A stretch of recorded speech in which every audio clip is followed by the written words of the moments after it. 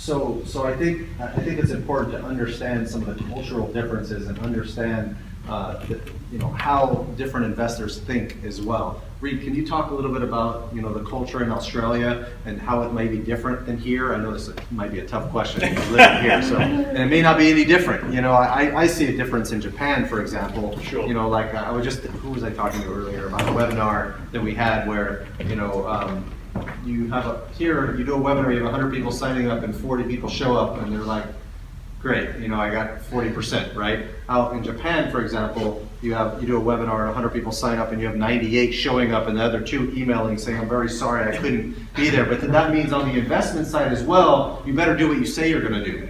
You better make sure that is in place because it's all, respect and trust. It's all trust. And so, doing what you say you're gonna do is, granted it's very important here too, of course, but at the same time, it's the whole mentality there, everything is built on that. Yeah. So that's important. Can you think of anything off the top of your head? I know that's Australia is very similar to the United States. I've dealt with some people from Eastern countries who are very, as you said, very cultural based, family orientated. Once you crack that nut, the floodgates tend to open.